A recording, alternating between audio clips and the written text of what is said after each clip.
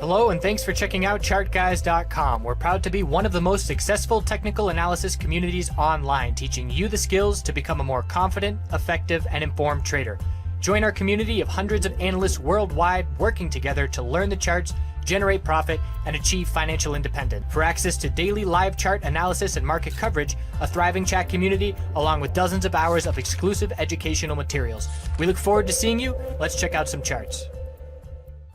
Everyone checking in on the MJ sector, so it's time to put up or shut up for the CGC Bulls, and they have to break 36.74 to do so. Higher low is now 34.41. If we break 34.41 from here, it's here we go again. Bears in full control, no daily trend change. If we break resistance of 36.74, we say, hey, a daily trend change for the first time in months. Cron Bulls following through a bit. 15.85 remains key resistance for me. But our weekly higher low is set. And now the question is, are we going to see a tightening weekly range as I anticipate in through August? I expect to set a weekly lower high compared to 1786 unless we can get some kind of news sector-wide kicking things into gear, but could be setting up for a tightening range into the fall. ACB, still weak. Bulls must hold the recent low.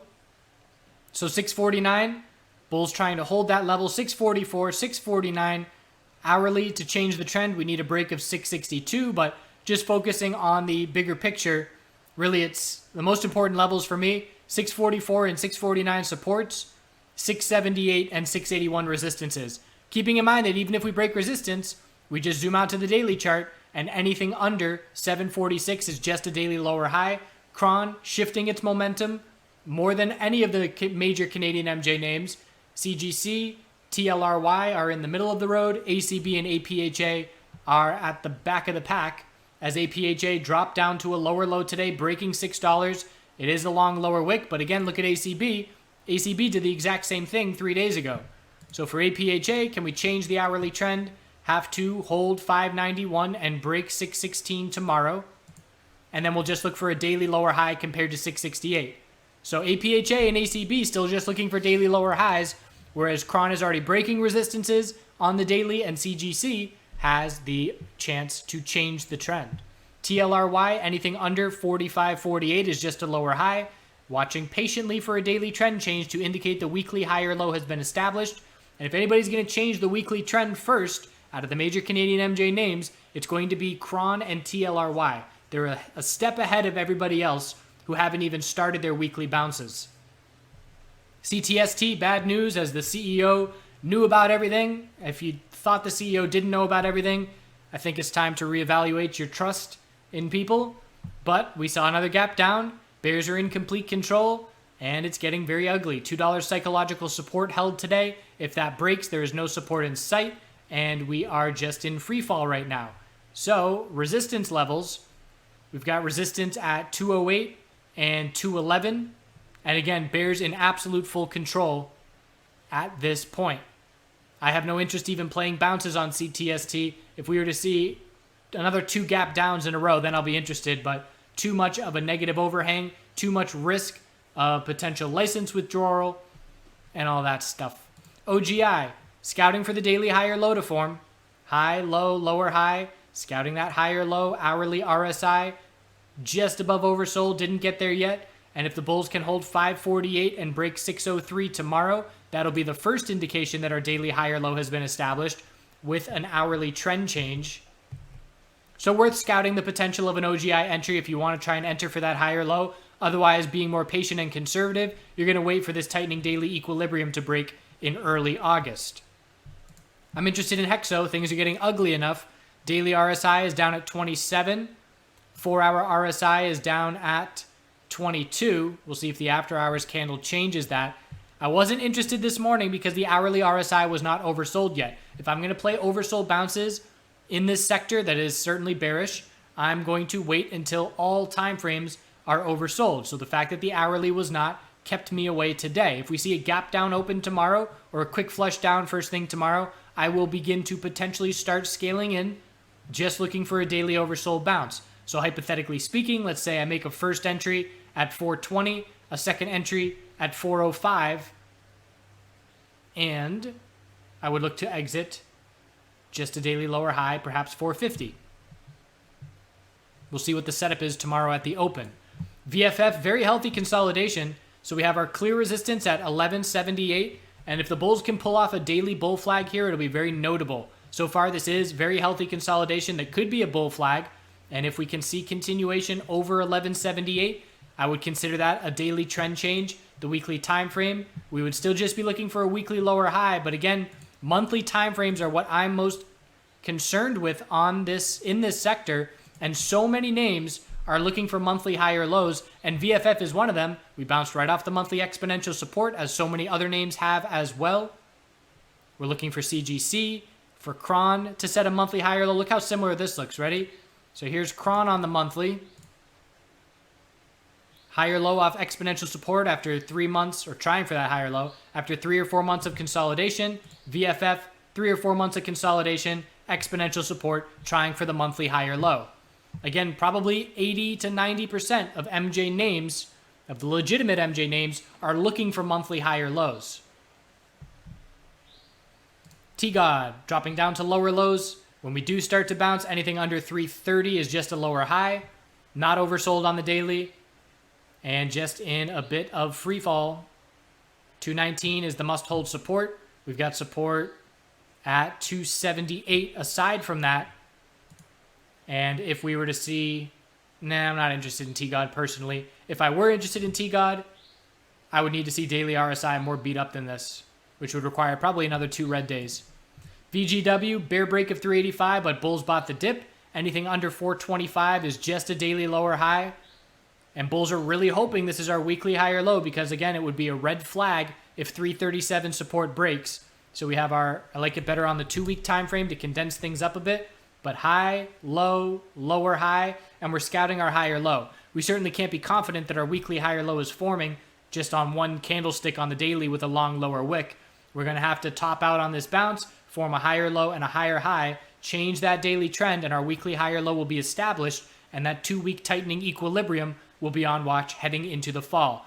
One by one, we're seeing tightening ranges shape up like Cron and VGW on the weekly charts heading into the fall. And as we know, people are anticipating potentially the fall, the bulls show back up, and that would be a nice clear signal breaking tightening ranges bullish into the fall. NEPT is trying for a daily bull flag. Hourly trend change with no follow through for the bears.